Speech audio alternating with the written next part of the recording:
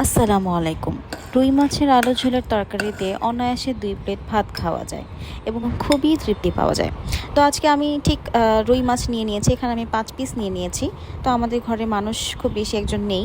আর সবাই আসলে মাছ খায়ও না। আমার আব্বু এবং আমার বড় ভাই তো একদমই খায় না। তো আমি হচ্ছে গিয়ে এখানে প্রথমে একটি বোলের মধ্যে 5 পিস মাছ নিয়ে এবং তার মধ্যে লবণ দিয়ে ভালো করে ধুয়ে নিয়েছি। কারণ আমার মা সবসময় বলতেন যে মাছ তুই যত ধুবি তত নাকি মজা, কেননা মাছের একটা কাঁচা কাঁচা যে একটা গন্ধ, সেই গন্ধটা আর লাগে না।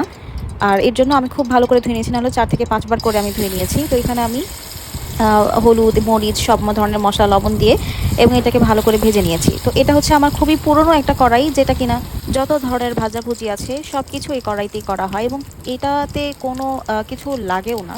যেমন কি মাছ মাছ আমি ভাজতে গেলে অনেক সময় ভেঙে যায়, এটাতে অবশ্য করতে গেলে ভাঙে না। তো এই দিক থেকে খুবই সুবিধা।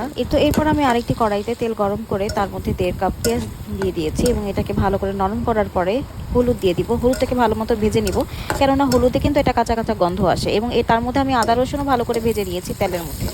এরপর এখানে আমি 1 কাপ পানি দিয়ে দিচ্ছি। আমি তো বেশি দিয়ে দিয়েছি, আপনারা একটু কম দিবেন, এত বেশি দিবেন না। আমি পানিটা সবসময় খুব বেশি দিয়ে এর জন্য আমি বাসায় খুব বকাঝকাও খাই, কেননা আমার তরকারি যেখানে 1 ঘন্টায় একটা তরকারি কমপ্লিট হয়ে যায়, সেখানে আমার 2 ঘন্টা লেগে যায়, মানে এইরকম আর কি। তো এর মধ্যে আমি হলুদের গুঁড়ো, মরিচের গুঁড়ো এবং ধনিয়ার গুঁড়ো, হলুদের গুঁড়ো দিবেন না, আমি তো আগে ভেজে নিয়েছি। ধনিয়ার গুঁড়ো এবং মরিচের গুঁড়ো দুটো দিয়ে তো সেটাকে আমি ভালো মতো কষিয়ে নিব। তার মধ্যে আমি কাঁচামরিচ দুটো দিয়ে দিয়েছি, ভেঙে দিয়েছি। তো এটাকে ভালো করে কষিয়ে নেওয়ার পরে আমি তাতে আলু দিয়ে সেটাকে আমি কষিয়ে নিব অনেকক্ষণ। তো এর মধ্যে আপনারা দেখতে পারবেন যে আমি এখানে আবার কিছু পানি দিয়েছি এবং পানি দেওয়ার পর সেটাকে আমি আলুটাকে আরও ভালো করে কষিয়ে নেব। তো এই পর্যায়ে দেখুন কি সুন্দর একটি কালার এসেছে। তো আমার না তরকারি কষানোর সময় কালার যেটা, মানে তেল যে বুদবুদ করে, ওই জিনিসটা খুবই ভালো লাগে আমার।